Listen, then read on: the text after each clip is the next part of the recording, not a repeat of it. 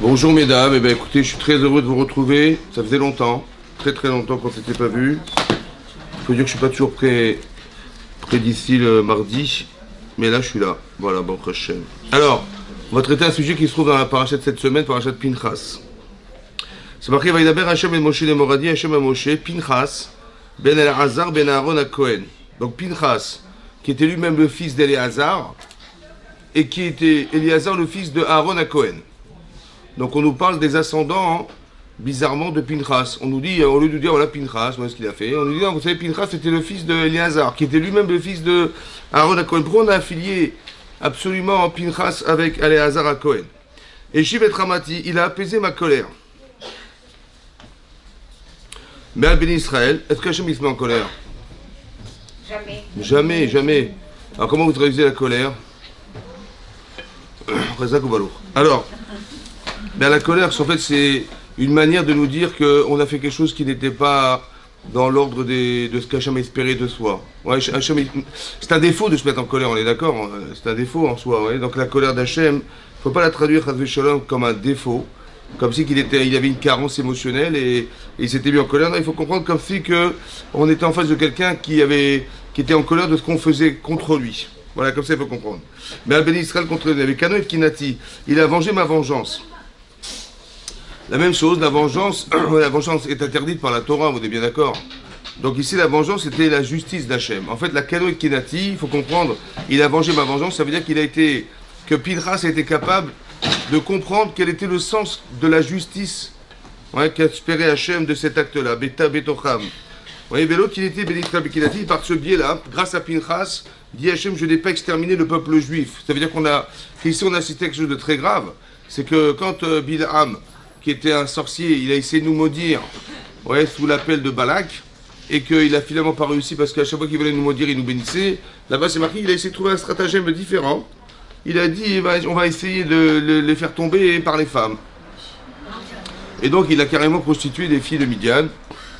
Et les gens sont tombés dans le panneau de Baal Péor, ça s'appelle Baal Péor. Et là, il y a eu 24 000 morts à la suite de cette avéra. Et parmi ces gens, il y avait un chef de la tribu de Shimon, qui s'appelait Zivri Ben Salou, qui lui, carrément, il a été chercher la princesse de Midian. Ouais, il était voir Moshe Rabbeinu, il a dit, dis-moi, je peux l'épouser ou pas? Il ne me dit pas non. Tu as épousé la fille d'Yitro, qui était de Midian. Voilà ce qu'il a dit. Et donc, il a eu cette relation avec cette femme, et là, Pinchas intervient. Et c'est ce qui va se passer. Et en intervenant, il a évité que se propage l'épidémie. Et c'est comme ça qu'il a apaisé la colère d'Hachem. Alors on va essayer de réfléchir à tout ça, évidemment, c'est pas simple. La reine Omer, voilà ce que dit Hachem, est mort. Un eni notelno et briti shalom. Je lui donne, par cet acte-là qu'il a fait, une alliance de shalom. C'est quoi le shalom? La paix, oui. Ça veut dire qu'il a assassiné quelqu'un, mais c'est un acte de paix. Vous avez compris ou pas? Moi, j'ai pas compris. Veitalo Zaro, elle sera pour lui et sa descendance. Acharav, après lui, Brit Keuna Tolam. Qu'il va avoir une alliance de Keuna. C'est-à-dire que Pinchas, qui était le fils d'Éléazar, qui était Cohen. Mais Pinchas n'est pas Cohen. Pourquoi? Parce que la Keuna, il a été loin, Éléazar à Cohen et Aaron à Cohen, après la naissance de Pinchas. Donc Pinchas est un Lévi. Mais par cet acte-là qu'il a fait, il a eu droit à la Keuna Tolam. C'est-à-dire qu'il est devenu à tout jamais, lui, sa descendance des Kohanim. Des Kohanim sont des gens qui font la paix entre Dieu et nous. C'est ça, quand vous allez au Beth Amikdash, vous approchez des korbanot, des sacrifices, c'est pour éviter d'avoir des fautes sur toi. D'accord? Et donc en fait, on va être mechaper avon, on va expier nos fautes en approchant ce korban. Ça ne peut pas se faire autrement pour faire le Kohen. Donc le Kohen a pour vocation de faire la paix entre nous et Hachem. C'est ça. Et bien il va devenir un Kohen, un homme de paix. Alors on nous cite les noms donc cet homme c'était Zivri Ben Salou et cette femme c'était Cosbit Batsour qui était Bet Av la Midian, elle était donc une princesse de Midian. Vous avez compris qu'on n'a rien compris ou pas? Non, je vais vous expliquer pourquoi on n'a rien compris, parce que j'ai pas compris comment un crime ça peut être un acte de paix. Ben il a tué quelqu'un ou pas? Comment? Vous imaginez c'est-à-dire que demain on va se mettre des explosifs, et sous prétexte de paix on va arrêter. Mais comment comprendre? Quelle est la frontière entre le crime et la mitzvah? Comment? Entre le crime et la mitzvah. Quand est-ce qu'on est des criminels? Il y a un type qui a tué Rabin. Vous vous rappelez ou pas? Bon, il a fait une mitzvah ou il a fait une avéra? Ou une avéra. Et il a fait une avéra, c'est grave. Il s'est pris pour Pinchas, lui, il a dit, ouais, on va finir avec les Palestiniens, j'ai tué Rabin. Où tu vas? D'accord? Pourquoi c'est grave? Pourquoi c'est grave? Parce qu'il s'est marqué dans la Gemara, dans Sanhedrin d'Afpébet. La Gemara a dit là-bas, hein, qu'est-ce qui s'est passé en fait dans cette histoire? Qu'est-ce qui s'est passé? Alors, je m'énerve, c'est comme ça. Ça s'est passé comme ça. En fait, qu'est-ce qui s'est passé? C'est que Pinchas, il a été voir à Moshe Rabbeinu. Il dit, il y a une halakha que vous nous avez appris, Rav, une halakha, que à Boel Aramite, quelqu'un qui a une relation interdite avec une femme aramite, donc une femme d'araméen, Kanaïm Pogrimbo, quand on est Kanaï, c'est-à-dire qu'on est vengeur, Pogrimbo, on peut rentrer dedans, c'est-à-dire le tuer. Il a dit, tu te rappelles? Il dit, ouais. Alors vas-y. L'Agma a dit que Moshe, il avait oublié cette halakha. Ça veut dire qu'elle ne le concernait pas. Et l'Agma continue de dire que si quelqu'un va demander conseil, est-ce que j'ai le droit de tuer quelqu'un sous prétexte de situation comme celle-là, de relation interdite avec une femme qui n'est pas juive, est-ce que j'ai le droit ou pas de le tuer? On dit En Morinken, on n'enseigne pas cette halakha. Ça veut dire qu'on ne peut pas trancher, un dayan ne peut pas trancher une halakha pareille. Pourquoi? Parce que ça ne dépend pas de ce qu'il va faire, mais de l'intention avec laquelle il l'a fait. Ça veut dire qu'il faut que ce soit un acte de shalom. Vous avez compris ce que je veux dire? Maintenant, qu'est-ce que veut dire un acte de shalom lorsqu'on a un criminel en face de soi ou quelqu'un qui va engendrer une épidémie aussi grave que celle qui a été vécue? Comment il faut voir cet homme? Alors, il n'y a qu'une personne qui est canaï. C'est pas une canaille. Hein. Canaï, c'est quelqu'un qui a un esprit de vengeance. Mais dans la vengeance en soi, c'est grave. C'est interdit. Comme si qu'il en voulait à cet homme. Et il dit, regardez ce qu'il fait ce monsieur-là. On va le tuer, comme ça on va éviter de propager l'épidémie. Non, ça c'est un acte criminel, mesdames. Qu'est-ce qu'ils appellent il a été capable de faire en tant que canaïde. C'est pour ça que c'est une halakha qu'on peut dire aux gens, parce que tout dépend de l'intention avec laquelle la personne fait. Et la frontière entre le crime et la mitzvah, elle est très subtile. Et donc c'est pour ça qu'on ne peut pas enseigner. Un arabe, il peut enseigner des halakhot, il peut vous dire ça c'est kasher, c'est pas kasher. Mais ça ne peut pas se dire, parce que ça ne dépend pas de lui. Ça dépend de l'intention que la personne a de faire un acte pareil. Et ça, il ne maîtrise pas. Donc quand on ne sait pas, qu'est-ce qu'on fait? On dit « je ne sais pas ». Et donc, on ne transmet pas une halakha lorsqu'on a des doutes sur la personne qui va devoir la pratiquer. Vous avez compris ça? C'est ça qui est marqué là-bas. Maintenant, qu'est-ce que c'est que cette histoire de shalom? Il y a marqué « Brit Keunat Olam », il est devenu un Kohen à jamais. Et ça, c'est une alliance de shalom, parce qu'il a apaisé la colère d'Hachem. Alors, pour comprendre tout ça, mesdames, il faut comprendre quelles sont les intentions qui sont cachées derrière. Vous savez, c'est marqué ici, on nous affilie Pinchas à Aaron à Cohen. Pourquoi Aaron à Cohen? Rachid expliquait pourquoi. Les filles chez Ayum Mashvatim et Vazimoto. Parce que quand ils ont vu que Pinchas, il a assassiné un chef de la tribu de Shimon, ils disent quand vous voyez ça, vous dites c'est un criminel. C'est un assassin, le chef de tribu. Ils ont dit, vous savez pourquoi il a fait ça? Parce que Yaritem ben Poutizé chez Pitem Avimo Agalot Agalim la Vodat Kochavim. Vous savez que Eleazar à Cohen, qui était le neveu de Moshe Rabbeinu, il a épousé une fille d'Itro. Ça veut dire que Eleazar à Cohen était à la fois le neveu de Moshe Rabbeinu et à la fois son beau-frère. Et qu'est-ce qui s'est passé? On a fini ça. Et on a dit, vous savez pourquoi il a fait un acte criminel pareil, cet enfant-là de Eleazar? Parce qu'il descend de Yitro. Qui avant de faire Teshuvah, il était idolâtre. Monsieur, il gavait des animaux pour les approcher sur l'autel. Donc il reniait le bon Dieu, il reniait tout le monde. Un homme comme ça, évidemment, il va engendrer des enfants pareils, des assassins, quoi. Des gens qui vont renier la Torah, des gens qui vont ne pas respecter les autres. Voilà ce qu'on a pensé en voyant cet acte-là. Sur ce, Rachid continue, dit non, pourquoi on a affilié Pinchas à Aaron à Cohen pour dire non, l'acte que tu vois ne s'affilie pas à l'homme que tu connais Titro dans son passé qui était idolâtre, mais à Katouv et à Aaron, on a associé cet acte-là à Aaron à Cohen.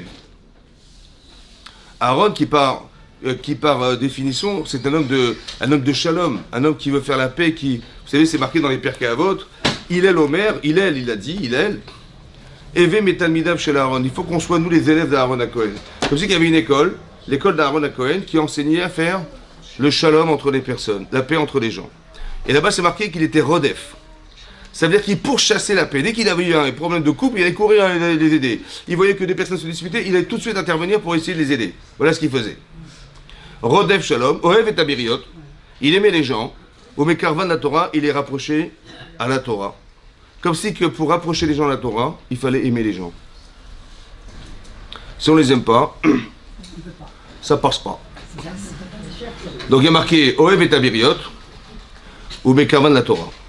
Il dit là-bas, vous savez que dans le Shas, dans le Talmud, il y a les Mishnayot. Se trouvent les Mishnayot des Avot, des Perkei Avot. Et là-bas, il y a 3 explications. Il y a celle du Rambam, il y a celle de Rashi, et il y a celle de Rabbeinu Yonah. Il y a 3 commentaires là-bas dans les mains. Et là-bas, le Rambam, qu'est-ce qu'il explique, le Rambam? Comment Aaron Hakon, il faisait le shalom. Vous savez comment il faisait le shalom? Il allait voir quelqu'un qui n'était pas très religieux. Disons pas assez. Il va le voir, il dit ouais, bonjour, il tape à sa porte. Bonjour, voilà, je me présente à Aaron Cohen. Cohen Gadol. Il dit pardon? Oui, Cohen Gadol. Je rentre dans le Beth Amikdash une fois par an et j'explique vos fautes. Il dit enchanté, monsieur le Cohen Gadol. Oui, il dit écoutez, j'aurais bien voulu qu'on se parle. On est voisins, on peut bien discuter. Alors il dit évidemment, et puis bon, comme il n'est pas très religieux, qu'est-ce que je peux vous servir à boire? De l'eau, peut-être de l'eau, hein. Tu peux amener des verres en plastique, on sait jamais, je sais pas si. Et puis donc il arrive, il se sert de l'eau, il dit bon voilà. Et puis il parle avec lui, donc Aaron Hakon, il parle avec ce monsieur. Et puis il veut dire, ils sympathisent avec lui. L'autre il est enchanté d'avoir reçu Aaron Cohen. Et Aaron Cohen lui dit, écoutez, il est un peu tard, là je vais devoir rentrer. Mais on peut se voir demain? Il fait, écoutez, je sais pas, vous avez dû avoir un emploi du temps très très chargé, évidemment avec plaisir, on est voisins. Et il y va 1 fois, il y va 3 fois, il y va 4 fois, 5 fois, 6 fois. Et il commence à se lier d'amitié avec Aaron Cohen. Il dit à sa femme, dis-moi, tu crois qu'il sait qu'on n'est pas Shomer Shabbat?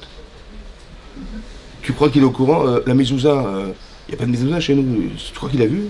Mais tu sais, s'il savait qu'on n'était pas vraiment religieux, je crois qu'il n'aurait même pas tapé à la porte. Hein. Bon, tu sais ce qu'on va faire? Écoute, on va essayer d'inviter Aaron Cohen Shabbat. Hein. On va tout cachériser, on va acheter la mezouza, on va changer la vaisselle, on va tout changer. Hein? Avec plaisir. Et donc, qu'est-ce qui se passe? Et qu'est-ce qui s'est passé? Ben voilà, comme ça, ils ont changé, ils ont fait teshuva. Maintenant, j'ai pas compris quel rapport y a-t-il entre l'amitié qu'on peut créer avec les gens et que les gens, ils vont faire teshuva grâce à ça. Et ils vont être des bons amis. Dorénavant, voilà, on a un bon ami, Aaron Cohen, merci beaucoup, voilà, j'ai besoin de service au Beth Amikdash, j'irai faire appel à lui. Non, il va changer. Il va faire teshuva, c'est-à-dire qu'il va se remettre en cause. Comment le fait de créer de l'amitié vis-à-vis d'une personne aussi religieuse que Aaron Cohen, ça va engendrer forcément une teshuva. Hein? Il n'est pas venu dire, écoutez, je vais venir vous voir, mais bon, la vaisselle, ça va, vous l'avez trempé au mikvé, j'espère. Bon, la viande, vous avez acheté dans quelle boucherie La mezouza, il n'y a pas de mezouza chez vous? Je comprends, il n'y a pas de mezouza? Aucune critique, zéro critique. Zéro critique, que de l'amour, que de l'affection, que... Pourquoi c'est comme ça? Vous savez pourquoi ils vont faire teshuva? Parce qu'en fait, ce qu'a fait Aaron Cohen, c'est simple. Il a juste créé un contraste. La teshuva, c'est quoi la teshuva? C'est se sentir mal, de ne pas être bien. En français, je vais vous dire en français. Si on écoute un cours et qu'on n'est pas dérangé, intérieurement, c'est quelque chose qui ne va pas bien. Ça veut dire que le cours, il n'est pas là pour nous informer, il est là pour nous contraster. C'est-à-dire... Mais arrête que je n'y comprends rien. Contraster, ça veut dire quoi, contraster? Ça veut dire comme ça. Si vous savez, vous aspirez à... Voilà, par exemple, dans l'exemple que j'ai donné, en fait, cet homme, il a aspiré à recevoir Aaron Cohen à la maison. Bon, mais il ne peut pas le recevoir. Parce comment il va lui donner à manger? Dans quelles circonstances Donc il dit à sa femme, écoute, on va changer la vaisselle. Vous avez compris ce que je veux dire? C'est-à-dire que, en fait, je me vois autrement. Je me vois bien. Et j'ai honte d'être mal. Le contraste entre je sais qui je suis. Je fais pas forcément bien Shabbat, je sais que ma cacheroute elle est pas superbe, je sais que Tarat Mishpara c'est pas vraiment ça, etc., etc. Je sais. Mais j'aurais tellement aspiré être un autre homme. L'aspiration à être simplement de désirer être un autre, ça nous met en contraste avec ce qu'on est. Et donc on veut changer.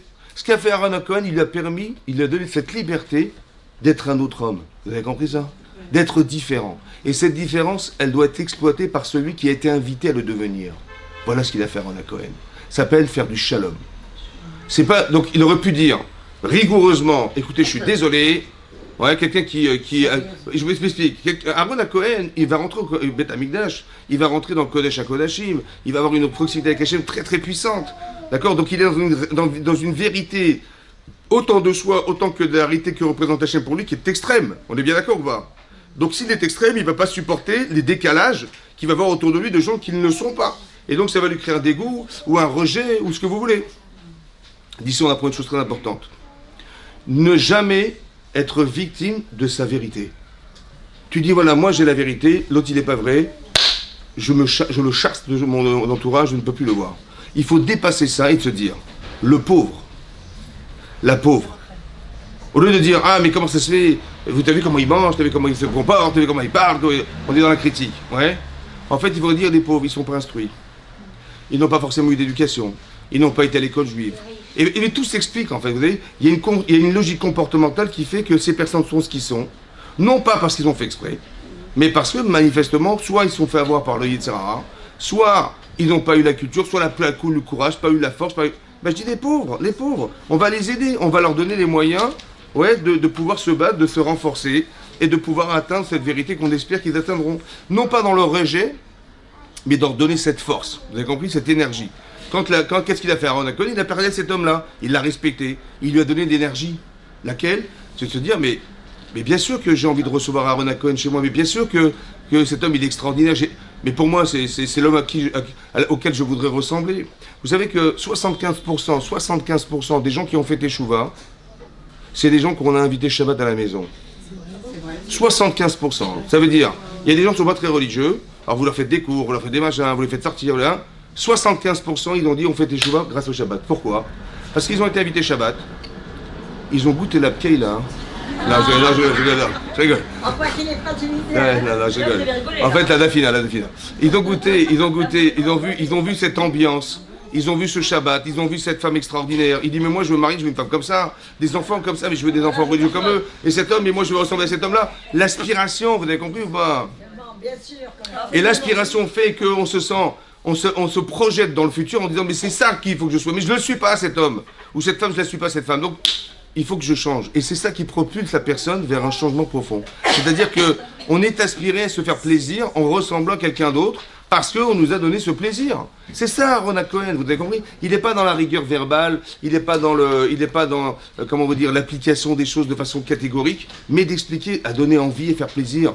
Vous avez compris? C'est ça qu'il a fait, c'est ça le shalom. C'est ça le shalom. Et là, on voit que Aaron Cohen, voilà, c'était sa façon d'être, comme si qu'il fallait comprendre dorénavant que l'acte que fait Pinchas, c'est dans l'intérêt de la personne, dans l'extrême limite de sa vie.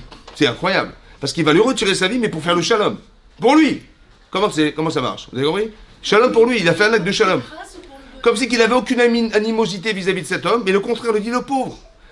Comme si que le pauvre, ça veut dire quoi? Tant qu'il continue à être avec cette femme, l'épidémie se propage. Mais ça va lui retomber dessus un jour. Alors il vaut mieux que ça s'arrête pour lui. J'ai aucune animosité vis-à-vis de cet homme. Au contraire, je dis le pauvre, voilà, qu'est-ce qu'il va, il va au Guéhinam, mais quel enfer il va avoir le pauvre. Il faut que ça s'arrête. Au prix de sa vie, vous imaginez le shalom, jusqu'où ça va le shalom? Le shalom, au prix de sa vie. Par exemple, une halakha, vous allez comprendre. Si quelqu'un, hasve shalom, un non-juif, il dit à un juif, et tu tues ce juif ou je te tue? Tu prends, je te prends, on se vouvoie ou on se tutoie? Alors, moi je tutoie personne, je vous vois toujours parce que je ne suis pas criminel donc. Mais bon, vous avez compris, mais non, tutoie. Tutoyer quelqu'un, c'est manquer de respect. C'est vrai, mais tutoie. Je te tutoie. Oui. Bon, elle n'a pas compris. Maintenant, qu'est-ce qu'on doit faire alors? Pourquoi cette question se pose? Parce que si quelqu'un il est en danger de mort, personnellement, voilà, il a des grandes maladies, shalom, quoi que ce soit, il doit manger non cachère pour survivre, ou il doit transgresser Shabbat. Vous avez quelqu'un, il a une crise cardiaque en pleine rue. Qu'est-ce que vous faites? Je dis, bon courage. Non, vous dites, j'appelle une ambulance, mais vous allez transgresser Shabbat pour sauver la vie des gens, c'est normal? Dites non, mais non, c'est pas normal. Hachem il dit respecte Shabbat. Attendez, je vous explique mon problème. Pourquoi c'est pas normal? Je vais vous expliquer. J'ai compris. Juste, je vous explique avant que je m'énerve. C'est comme ça. Je vous explique là. Vous avez le respect d'Hachem et le respect des hommes. Vous respectez quoi? Hachem ou les hommes? Hachem, super. Respecter Shabbat, c'est respecter le créateur de la création du monde. Maintenant, donc respecter, c'est respecter Shabbat. Très bien. Mais monsieur, il a une crise cardiaque. Je vais pas comme intellectuellement dire. Je mets de côté le respect que je dois de Dieu pour le respect de monsieur. Normal, logiquement, j'aurais dû dire, je suis désolé, je peux pas. Et Dieu est ta prioritaire. Hachem il dit non. oublie-moi. Exactement. Et oublie-moi. Sauver l'autre. Va sauver la vie de cet homme. Voilà. D'où on apprend ça, d'où on apprend, d'où on l'apprend, d'où on l'a su. D'où j'ai su que c'était ça la réponse. Ouais. En fait, d'où j'ai su, c'est comme ça. Là, je vous ai cloué, là. Là, je rigole. Alors, on va mettre une croix dessus, juste pour continuer. Non, parce que, juste pour continuer. Mais, en fait, d'où j'ai su ça, hein, c'est Igmara. En fait, c'est marqué là-bas que il y a un passouk dans la paracha d'Acharemot qui dit Vachai Baem. Hachem dit, vous vivrez par elle, par les mitzvot. On vit par la mitzvah. Pourquoi c'est marqué on vit par elle, par les mitzvot? La Gemara dit on vit et on ne meurt pas. Tu vis de la mitzvah, mais tu ne meurs pas d'elle. Ça veut dire que si la personne doit décéder à cause de la mitzvah, de respecter la Shabbat, non. Il ne peut pas mourir pour la mitzvah, à cause de la mitzvah, alors je vais transgresser la mitzvah pour le faire vivre. On l'apprend d'un verset de la Torah. C'est quelque chose qu'on n'aurait pas imaginé, mais c'est comme ça. Ouais. On vit par les mitzvot, on ne meurt pas des mitzvot. C'est-à-dire qu'on n'est pas tributaire, la vie de la personne n'est pas tributaire de la mitzvah. On peut manger par cachère pour sauver sa vie, on peut transgresser Shabbat pour sauver la vie des gens. Donc on va, la vie est prioritaire. Maintenant, la question qui est posée, c'est que quand quelqu'un dit à quelqu'un, écoute, ou tu le tues ou je te tue.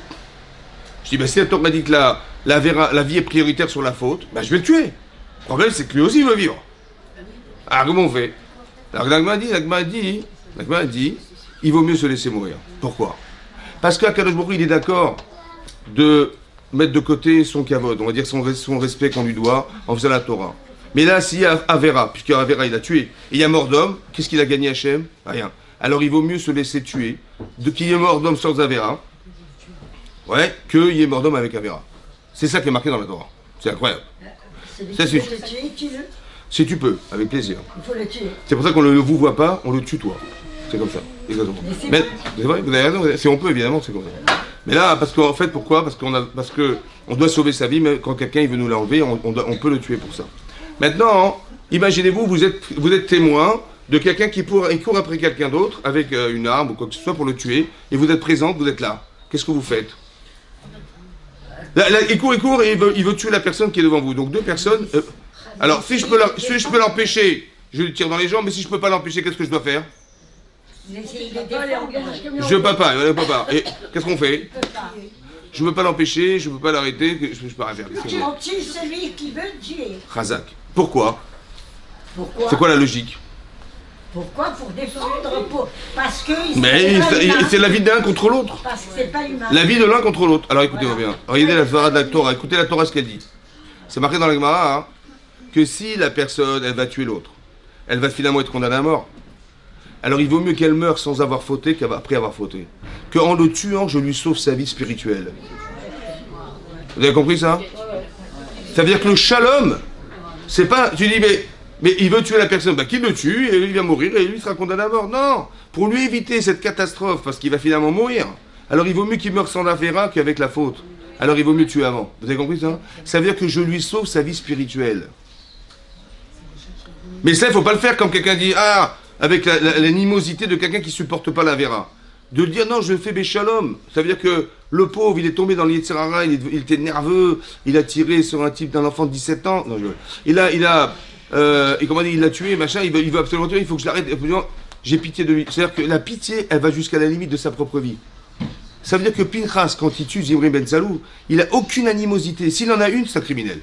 J'ai dit, et puis où il dit, tiens, on va mettre ma photo dans les journaux, je vais être un héros, comme ça je vais le tuer, comme ça on parlera de moi. Criminel! Dès l'instant où c'est finalisé dans le sens où ça va gratifier la personne qui fait l'acte au détriment de la vie des gens, c'est un criminel, mesdames.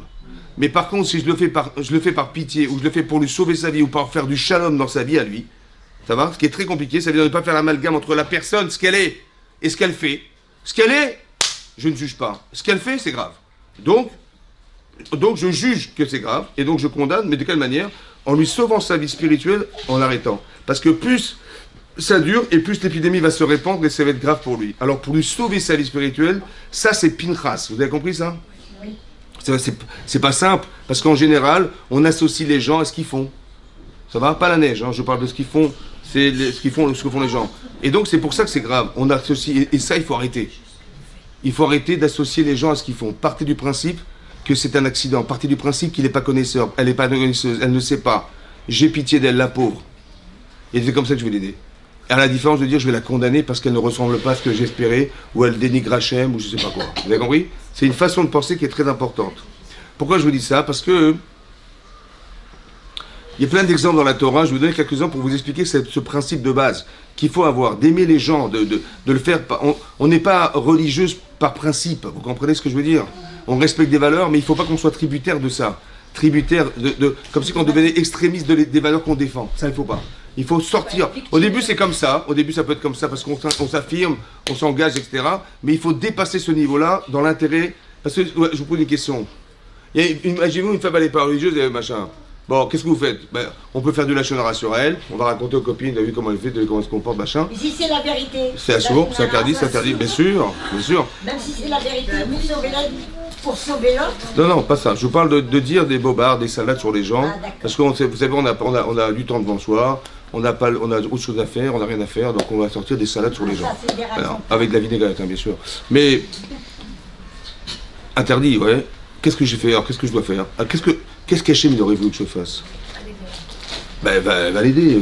Au lieu de me raconter des salades sur les gens, et le courage d'aller lui parler à elle, tu te rends compte comment elle se comporte, comment elle est, qu'est-ce qu'elle est bête, qu'est-ce qu'elle machin. Mais j'ai compris, pourquoi tu viens me voir moi? Tu as raison, Chazako, va lui dire à elle. Bah, elle lui dirait, mais je sais pas comment je dis, parce que je sais pas, moi.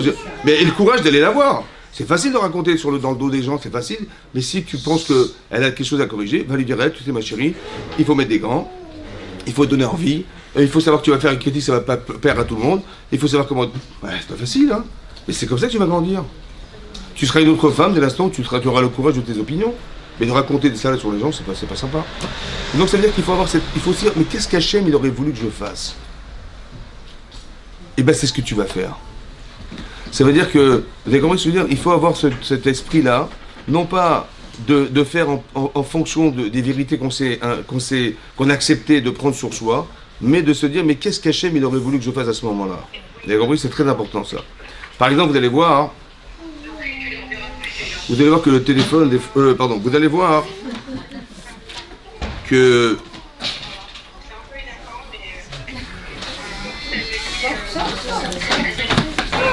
c'est marqué dans la Torah ici comme ça. Vous avez vu qu'un jour, alors qu'Yitzhak Avinu était déjà né, Hachem il avait sevré, cet enfant était sevré, il avait déjà 2 ans, Abraham il a fait un grand festin pour inviter les grands de ce monde, il a invité les grandes personnalités de ce monde pour parler du miracle que sa femme elle a eu un enfant à 92 ans.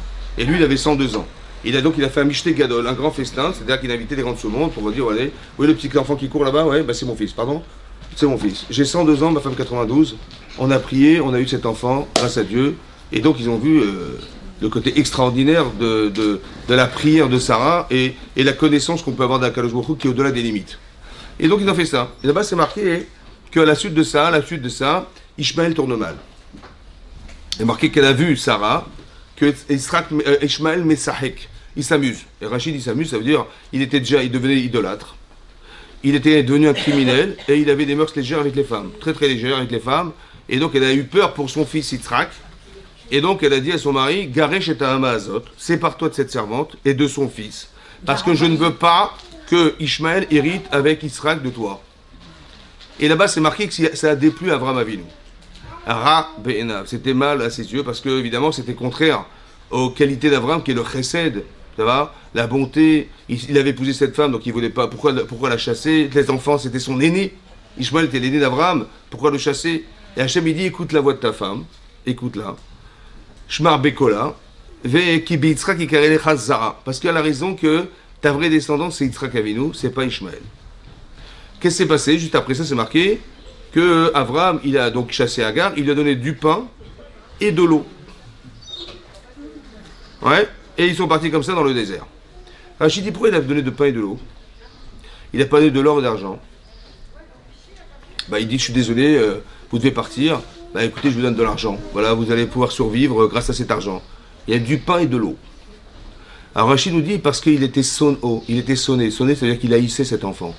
Parce qu'il y a Tzal Tarboutra, parce qu'il est mal sorti Ishmaël. Ça va? Voilà. Il est sonné. Marqué son-o, c'est-à-dire qu'il haït cet homme, cet enfant, parce que voilà, il y a de cet aboutra, c'est-à-dire qu'il a mal tourné, voilà.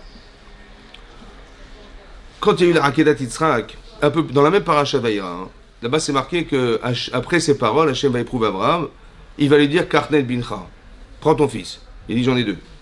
J'ai Ishmaël et j'ai Yitzhak. Il a marqué Et Yechidecha, ton unique enfant. Il dit chacun est unique de sa mère.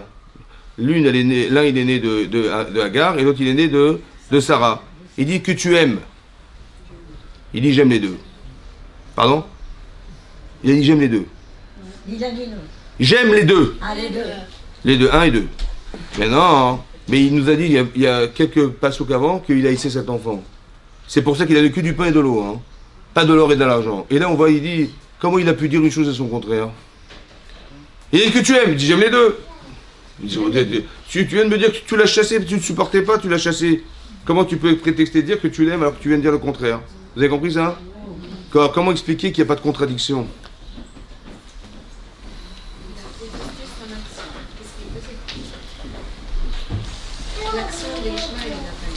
Et par contre, il aimait qui? Razak. Superbe, superbe. Il aime son enfant. Par contre, il n'a pas aimé les choix de l'enfant.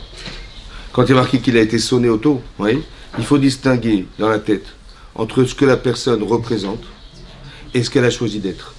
Ce qu'elle représente, il n'y a pas photo. Comme si on ne peut pas dire que quelqu'un est rachat.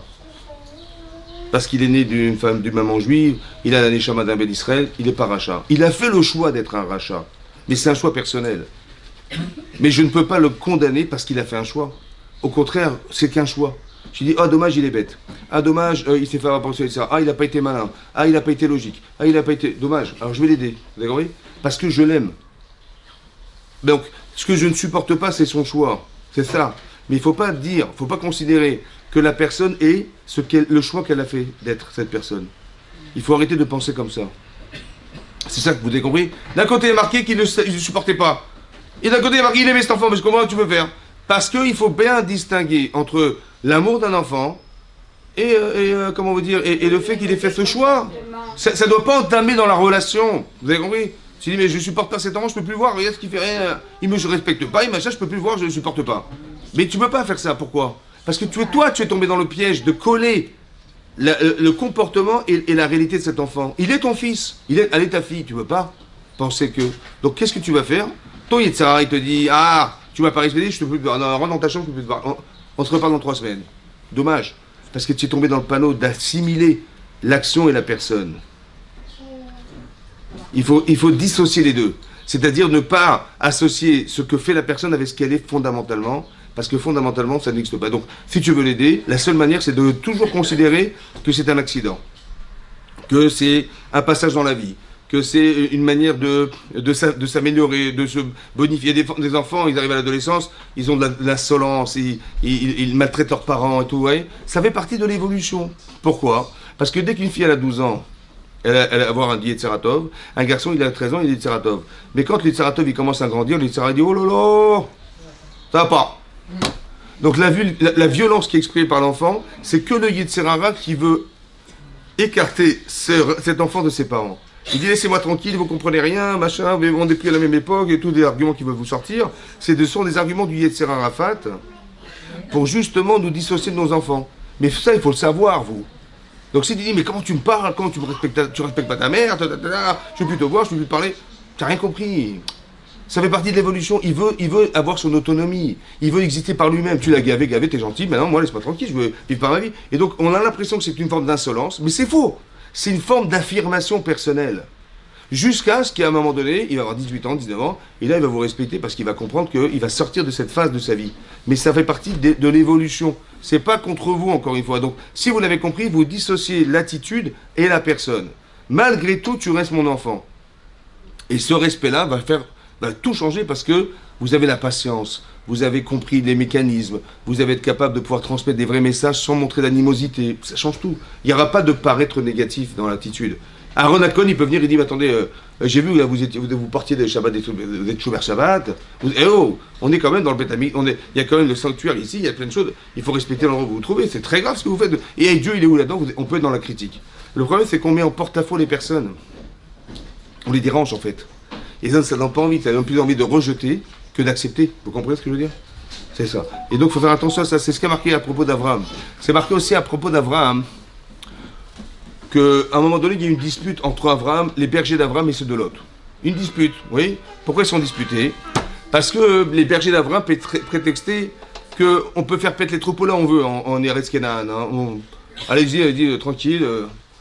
Pourquoi c'est comme ça? Parce qu'ils ont dit, qu'est-ce qu'ils ont pensé? Comme ça dit Rachi. Hein?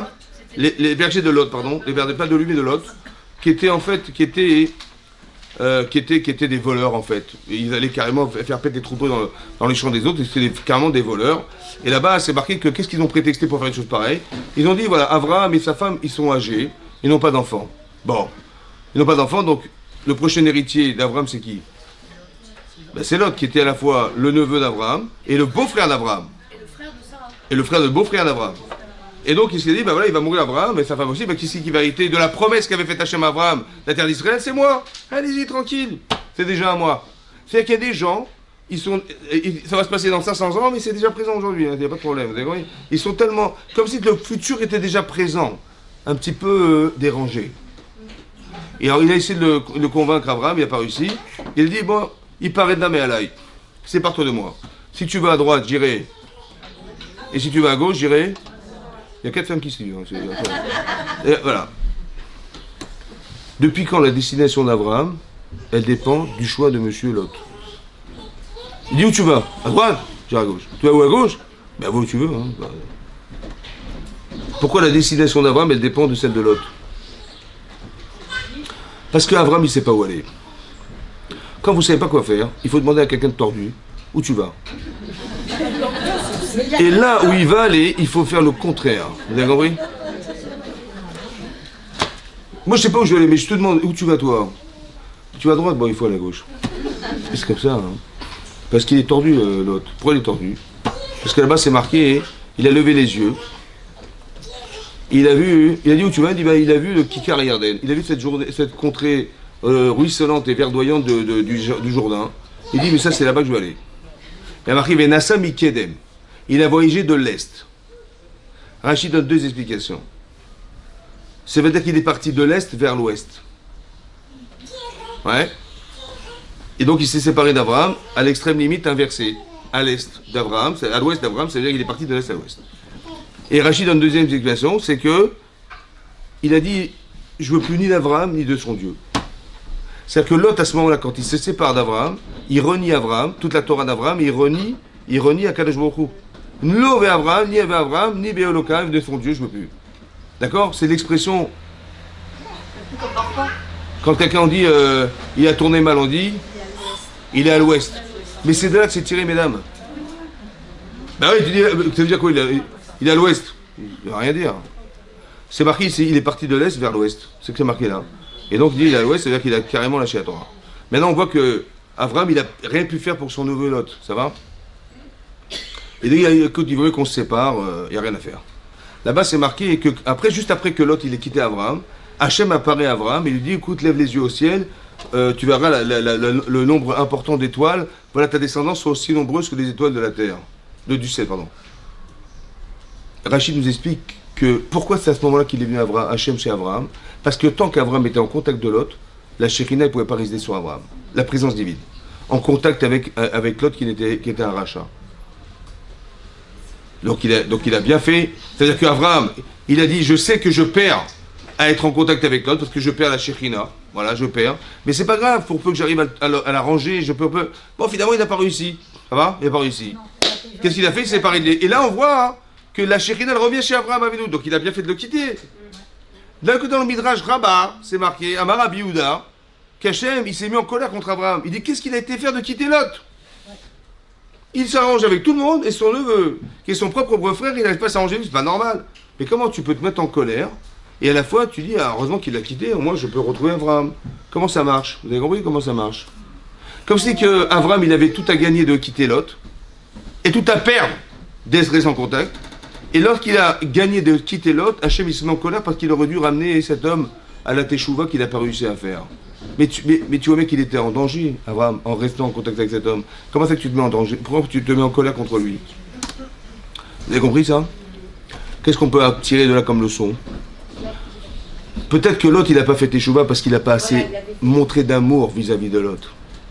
Comme si que le reproche qu'on fait à Abraham, c'est de dire, il était rachat, mais si tu lui avais donné, si tu l'avais aidé à aimer ce que tu es toi-même et ce que tu aimes toi-même, il aurait fait teshuva, il se serait antigéné. Et ça, tu n'as pas su faire, c'est pour ça que je mets en colère contre toi. Ça veut dire que d'un côté, tant qu'il est là, la Shekhinah ne peut pas résider. Mais en fait, elle aurait pu résider si tu l'avais fait teshuva, il aurait pu résider. Mais ça dépend comment tu permets aux gens d'aimer la Torah. Manifestement, ça n'a pas fonctionné. Et ça, Hachem, il se met en colère, ça veut dire que ça aurait dû fonctionner. Ça n'a pas été. Si ça n'était pas possible, alors c'est pas possible. Mais là, si Hachem, il s'est mis en colère, entre guillemets, ça veut dire que c'était oui possible. Et ça, tu n'as pas trouvé les mots pour l'amener à aimer ce que tu es. Vous avez compris ça? C'est ça. C'est ça. C'est ça. C'est ça qui est marqué là-bas. C'est pas contradictoire. C'est de comprendre simplement qu'Hachem, entre guillemets, aurait tellement aimé que ça se passe autrement. Maintenant, ça n'a pas pu se faire, donc je reviens vers toi, Abraham, mais j'aurais tellement aimé que c'est pas seulement que je me retrouve avec toi, c'est qu'on se retrouve tous les trois. Et ça n'a pas pu se faire. Parce que tu n'as pas été jusqu'au bout de la démarche. Il avait tout à perdre, Abraham Avinu, parce que l'influence que pouvait avoir l'autre sur lui était aussi désastreuse. Et donc il a décidé qu'il vaut mieux qu'on se quitte là. Mais d'un côté, c'est une forme d'échec parce que quelque part, il aurait pu faire de l'autre une autre personne. Et ça, c'est important de le voir. Vous avez compris? Voilà. Pourquoi Hachem n'a pas aidé Abraham à le faire? C'est le choix de chacun d'entre nous. Aider, ça veut dire quoi aider? Le symbole de l'amour. Il a les moyens de faire ce que... Mais il avait les moyens, Abraham. Il avait les moyens, Abraham. Mais voilà, c'est ce que je vous dis. C'est-à-dire qu'il faut, c'est-à-dire que vous avez la vérité, mais il faut donner envie de la pratiquer. Et ça, c'est différent. Vous avez compris? C'est comme par exemple un exemple, vous allez comprendre. La façon de faire. Abraham Avinu, on lui dit pars en Israël. Voilà la terre que tu vas hériter, donc il part en Israël. Et puis en Israël, c'est la famine. Donc il peut ni boire ni manger, il n'y a rien à manger. Bon, il est bien embêté, donc à côté il dit attends, tu me demandes de venir là, il n'y a rien à manger, ça va pas. Donc il s'est pas plaint. Il dit à sa femme, écoute, on va partir d'ici, on va partir en Égypte. Bon, il voit sa femme, elle était belle, sa femme. Elle était jolie. Ouais. Il voit qu'elle est belle, il dit bon, on a failli mourir de faim et de soif. Mais là, on va risquer autre chose. Là. C'est parce que quand on va rentrer en Égypte, ils vont voir les douaniers que tu es jolie. Donc ils vont dire, bah, cette fille elle est réservée au roi. Si tu dis que je suis ton mari, qu'est-ce qu'ils vont faire? Ils vont me tuer pour te donner au roi. Alors, fais pas l'idiote. Dis que tu es kinésithérapeute. Non, dis que tu es ma sœur. Dis que tu es ma sœur. Et comme ça, non seulement ils vont me faire des cadeaux, mais en plus, je vivrai grâce à toi. C'est ça ou pas? En fait, il a dit autre chose, Abraham. Il a dit, Emor na, dis-leur, Imrina, dis-leur je t'en prie. Ce je t'en prie, il est extraordinaire. Il n'a pas dit, attends, on a failli mourir de faim et de soif. Bon, là, je vais risquer moi de mourir tout seul. Alors, si tu m'aimes, tu fais attention, hein, tu vas mentir, hein, mais obligé, tu vas mentir, évidemment, tu vas mentir, comment je vais faire pour survivre? Il n'a pas dit ça. Il a invité sa femme à mentir, c'est-à-dire, Imrina, je t'invite à dire, je t'en prie, fais-le, excuse-moi de te demander de mentir pour moi. Vous imaginez la force? Ça veut dire la différence entre obliger les gens et les inviter à faire. Je peux t'obliger, mais tu vas le faire par obligation. Je veux pas que tu fasses par obligation. Je veux que tu aies envie de le faire. Je t'en prie, fais-le pour moi. Vous avez compris ce que je veux dire? Il y a une différence fondamentale entre j'invite les gens et j'oblige les gens. Il ne faut pas obliger. Parce qu'à un moment donné, ça va craquer. Parce qu'on ne peut pas se sentir obligé toute sa vie. Vous avez compris ce que je veux dire? Alors que quand on est invité à faire, je t'ai laissé le choix, je t'ai donné envie, c'est toi qui choisis. Quand tu fais par plaisir et que tu choisis cette direction, il n'y a rien qui s'y oppose, c'est toi qui as choisi. Tu vois la différence? Imrina, je t'en prie, dis-leur que tu es ma sœur. Ça veut dire que c'est important de comprendre ça. On voit que même Hachem, quand il envoie des punitions dans le peuple juif, il y a quelque chose de spécial aussi. Vous avez vu que quand il a dû détruire Sédom, la ville de Sédom, il y avait 5 villes à Sédom, c'est une région du monde où se trouve la mer morte aujourd'hui. Hein, la mer morte. Qu'est-ce qui vit dans la mer morte? C'est comme le coca. Zéro. Ouais. Il n'y a rien qui vit. Maintenant, il n'y a ni végétation, ni des animaux qui puissent vivre là-bas. Les poissons, ils ne peuvent pas vivre dans l'eau salée. Il n'y a rien qui veut. Pour vous dire l'intensité de personnes mécréantes qui se trouvaient là, que même la terre, elle ne peut plus rien produire, tellement c'était grave. Pourquoi c'était comme ça? Parce que l'Akbar explique qu'en fait cette région du monde était très riche en fait, au départ. Il y avait de l'or, de l'argent, des pierres précieuses. Qu'est-ce qu'ils ont dit? Ils ont dit, mais pourquoi tu voudrais qu'on laisse l'étranger rentrer chez nous et exploiter nos richesses? Alors on va fermer les frontières. Et nous, on sera les exploitants du domaine dans lequel nous vivons. On va nous exploiter la terre. Voilà. Et donc ils sont partis de ce principe. On ferme pour pouvoir s'introduire. Ou jusqu'où ça va? Quand tu pousses, on ferme. Ça veut dire que les autres, ils n'auront pas, mais nous, on aura. C'est marqué dans les Pirkei Avot que la qualité du tzaddik, c'est de dire ce qui est à moi est à toi. Et ce qui est à toi reste à toi. Le tzaddik. Le rachat, il dit ce qui est à toi est à moi. Hein, et ce qui est à moi reste à moi. Et le Benoni, celui qui est moitié-moitié, il dit ce qui est à toi est à toi et ce qui est à moi est à moi. Yesh Omri, il y en a qui ont dit que c'était ça, c'est d'homme. Ce qui est à toi est à toi et ce qui est à moi est à moi. Ça veut dire quoi? Non, il faut pas Si tu as, tant mieux. Si tu n'as pas, tant pis, on n'en fera pas. Ça veut dire que, bah oui, ça veut dire qu'il a dit, mais pourquoi? Parce que si tu as de l'argent, tant mieux, tu n'as pas d'argent, tu crèves. Mais ne compte pas sur moi. C'est grave, vous avez compris pas? C'était ça, c'est d'homme. Ça veut dire, il fallait pas, on était arrivé à un niveau de cruauté tel qu'il y avait des pauvres, il fallait surtout pas faire l'hospitalité, surtout pas aider les pauvres. La précarité devait rester la précarité. Ils n'ont pas, ils n'ont pas. Maintenant, qu'est-ce qu'ils faisaient pour se débarrasser des gens? Ils avaient des pièces d'1 centime. Les pauvres. Et ils mettaient leur prénom dessus, sur la pièce. Ils donnaient 1 centime aux pauvres. L'autre, il donnait 1 centime. Au final, il avait 10 centimes. Qu'est-ce qu'il veut faire avec 10 centimes? Il faisait rien.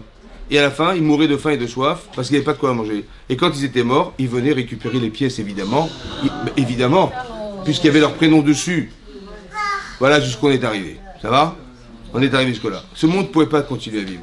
Commence à exploser un jour parce que la fille de Lot, elle a voulu faire un jour, il y avait des bienveillants, des pauvres qui étaient dans la rue, elle avait caché un pot de miel sous sa veste, elle a vu discrètement, elle a voulu donner un pot de miel, elle a été attrapée en flagrant délit. Ils l'ont pris le pot de miel, ils l'ont versé sur elle. Et les abeilles sont venues, ils l'ont piqué, elle a crié, elle est morte.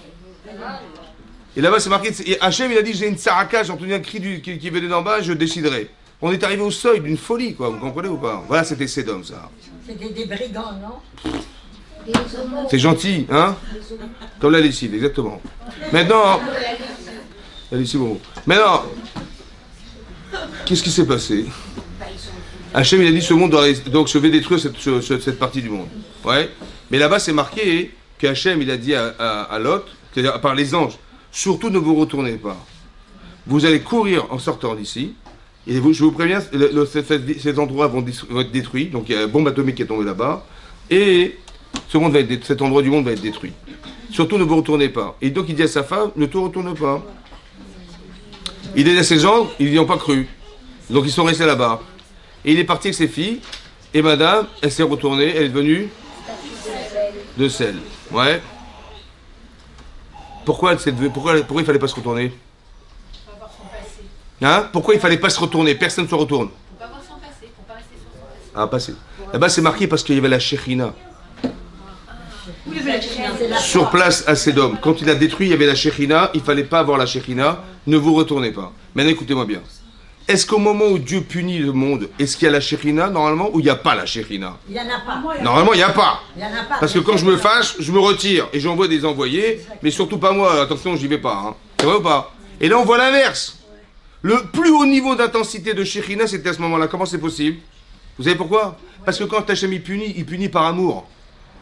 C'est pas qu'il punit pour dire ah, bande de Habiba Diallo. Non, il est tellement. Il dit mais ça ne pouvait pas durer. Je suis désolé, ça ne pouvait pas durer comme ça.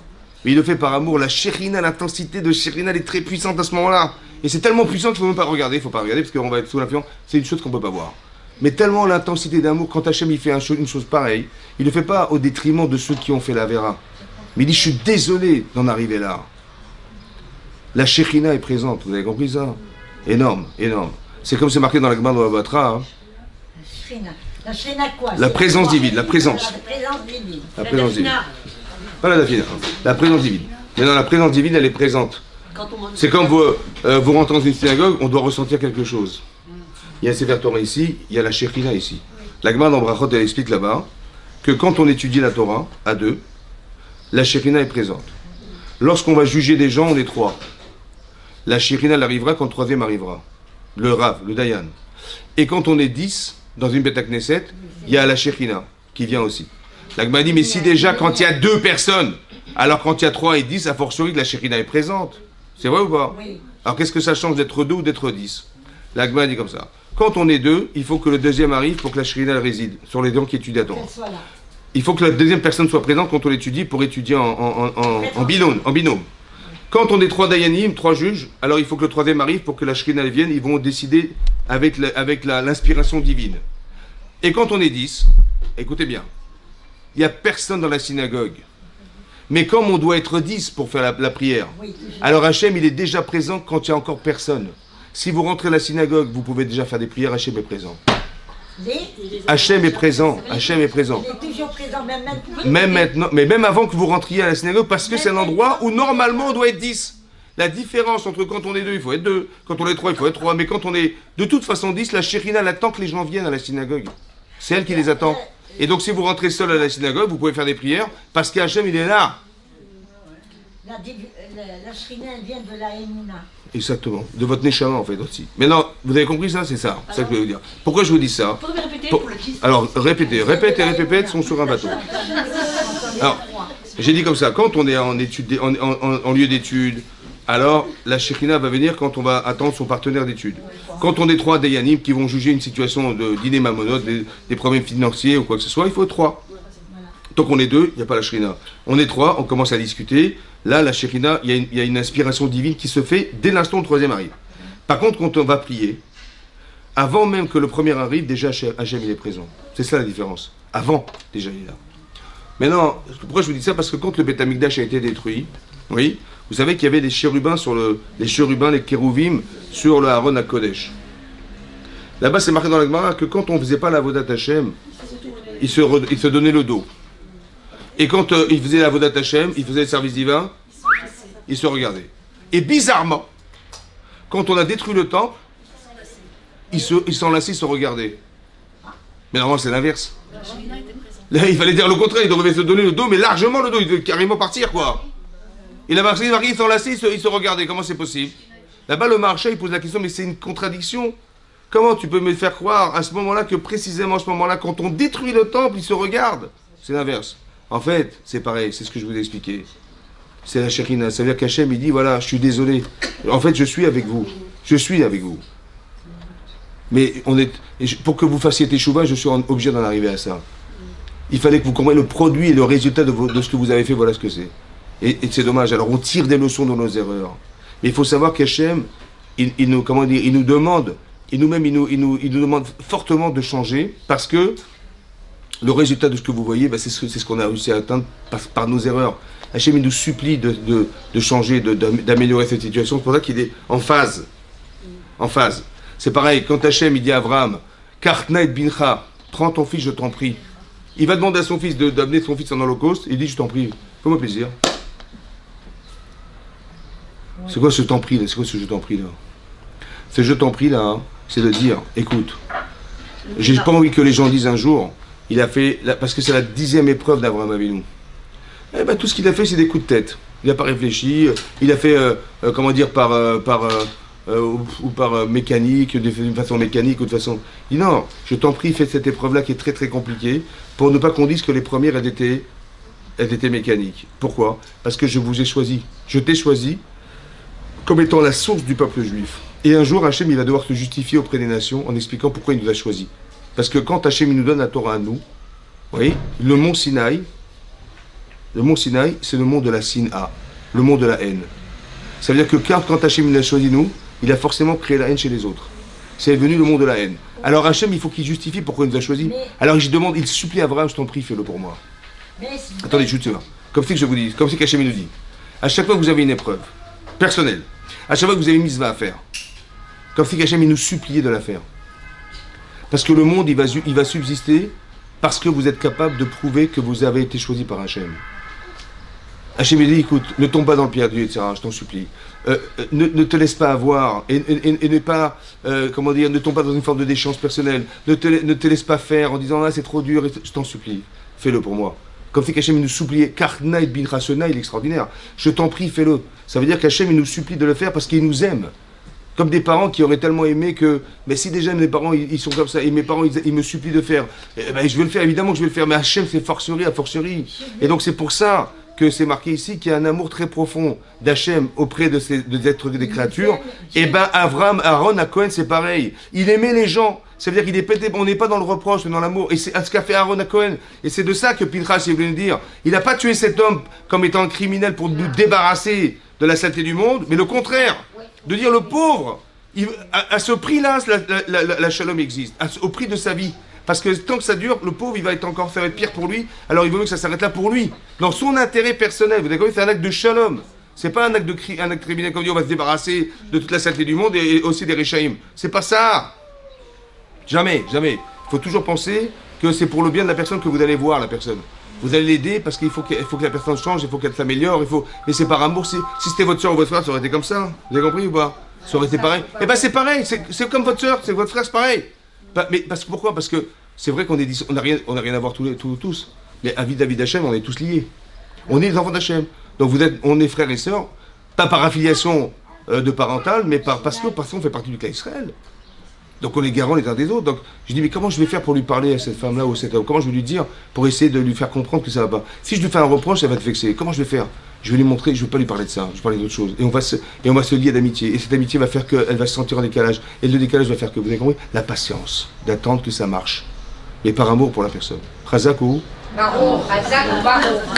Chazak ou Baruch. Mais il a fait ses chouvas, l'autre, après.